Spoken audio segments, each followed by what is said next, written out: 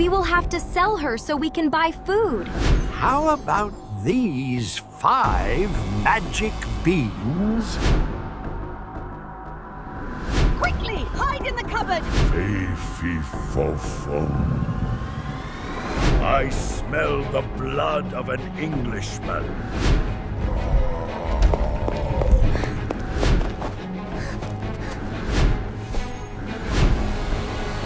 This is the story of Jack and the Beanstalk. Once upon a time, there was a boy named Jack who lived with his mother in a tiny cottage in the countryside. They were very poor, and the only thing they owned was a very old cow. One day, Jack's mother said, I'm afraid our cow will no longer give milk. We will have to sell her so we can buy food. Jack, take her to the market and check what you can get. Yes, Mother. said Jack as he headed down the country lane with the old cow to see what she would fetch at the market. But it was a very long walk from Jack's home in the countryside all the way to the market, so Jack decided to take a shortcut through the forest. Well, hello there. Said a croaking voice. Jack jumped in surprise at the sound, and he saw an old traveler sitting upon a tree stump. Where are you headed, my boy? Jack told the man. Our cow no longer give milk, so I'm taking her to the market to see what I can get. You know, my boy, it's a very long way, and you won't get much for that old cow. But I'll give you something for her. The old man held out his hand.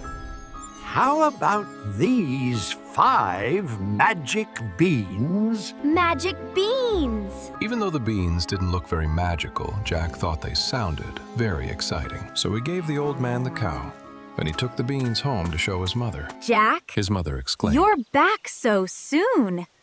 What did you get for our old cow? Look, Mother! Jack thought his mother would be very pleased to see what he had gotten, I traded out old cow for 5 magic beans. but she was not at all happy with him. Silly boy. She scolded. Now we have no cow and no money. She took the 5 beans and she tossed them right out the window. Then she sent Jack straight to bed. The next morning, Jack awoke and looked out his window at the bright sunny day. Then he jumped up in surprise. Oh my! Right outside their cottage, a giant beanstalk had sprouted up from the ground, and it stretched all the way into the clouds. Jack was a very curious boy, and so he began to climb the beanstalk. Higher and higher he climbed, until his little cottage was just a tiny dot far below him. Still higher he climbed, until his head poked through the clouds, and still he climbed higher, where he was very astonished to find a road sitting upon a particularly fluffy cloud.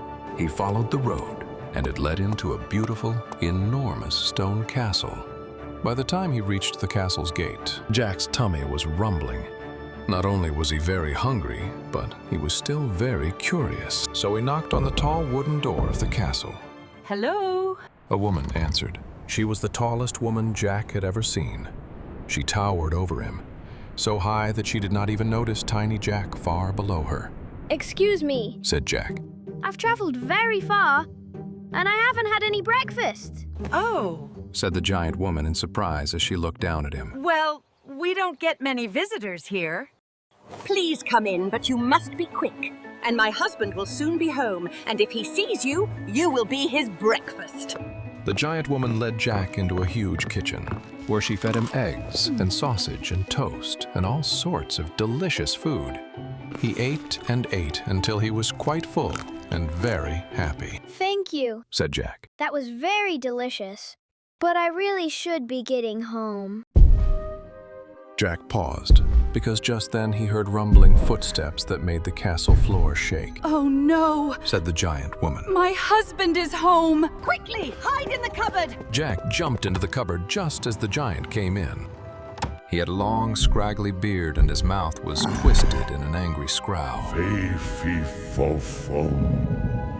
I smell the blood of an Englishman. Don't be silly. Said the giant woman. You smelled the eggs and sausages I made for breakfast. The giant sat down and ate, while Jack hid in the cupboard and watched. When the giant finished his breakfast, he said to his wife, Now bring me my hen. The giant woman placed a beautiful red hen on the table. Lay. And the giant roared. To Jack's astonishment, the hen laid a perfect egg, and it was made of solid gold. As soon as the giant and his wife left the kitchen, Jack crept out of the cupboard and over to the table to get a better look at the hen that laid the golden egg. Please help me. Said the hen. Jack jumped in surprise. You can talk? Yes, and that giant is very cruel. Every day he forces me to lay him a golden egg. Please take me away from here. Okay, but we must be quick, and we must be very quiet. He took the hen in his arms, ran out of the castle as fast as he could, and together they scrambled down the beanstalk. Thank you, said the hen when they reached the bottom. How can I ever repay you? Well, you can come live with me, and I won't ever force you to lay eggs. The hen was very happy with this, and so was Jack's mother when she saw the magical talking hen. The hen only laid eggs when she wanted to, and Jack and his mother lived very well from the gold. But one day, as Jack was playing outside, he heard a strange noise. It sounded as if someone was singing, but it was very far away. Jack looked all around, but he didn't see anyone. Then he realized that the singing was coming from above him, up on the beanstalk. And because Jack was such a curious boy, and he wanted to know who was singing, he climbed up the beanstalk once again. He climbed until he reached the sky, and he found the road in the clouds, and he followed it to the great big castle, just as he did before. He knocked on the tall wooden door. Hello? The giant woman answered, but this time she did not look so kind when she saw Jack. You must go away. The last time you were here, my husband's hen disappeared. But I must know who's singing. Jack tried to say, but the giant woman shut the door in his face. Jack still wanted to know who he heard singing, so he snuck into the castle through a window, and he hid in the cupboard, while the giant woman cooked her husband's dinner. Soon he heard rumbling footsteps that made the whole castle quake.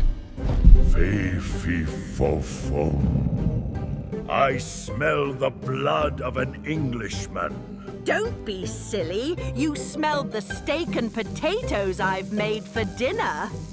The giant sat down and ate, while Jack hid in the cupboard and watched. When the giant finished his dinner, he demanded, Now bring me my harp.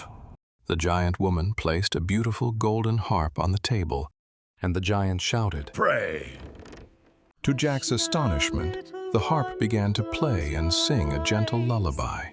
Soon the giant was asleep, and his wife left the kitchen. Jack crept out of the cupboard and over to the table to get a better look at the harp that could play by itself and sing. Please help me. Said the harp. Jack jumped back in surprise. You can talk? Yes, and that giant is very mean. Every night he forces me to play him a song so he can sleep. Please take me away from here. Jack couldn't say no to a singing harp that played itself. Okay, but we must be quick, and we must be very quiet. He took the harp in his arms, ran out of the castle as fast as he could, and together they began scrambling down the beanstalk. But as soon as the harp stopped playing, the giant awoke. When he saw his harp was gone, he roared in anger and chased after Jack. Mother, get the axe! Jack shouted down the beanstalk. As soon as he reached the ground, Jack swung the axe and began to cut down the beanstalk. The giant saw that it would soon fall, so he climbed back up to his castle into the clouds as quickly as he could. The huge beanstalk fell. That was the last time Jack ever saw the giant. Thank you. How can I ever repay you? Well, you can come live with me, and I won't ever force you to play or sing songs if you don't want to. The harp was very happy with this, and so was Jack's mother when she saw the magical singing harp. People came from miles around to hear its music. With a hen and the harp, Jack and his mother lived very well, and they were never hungry again. The end.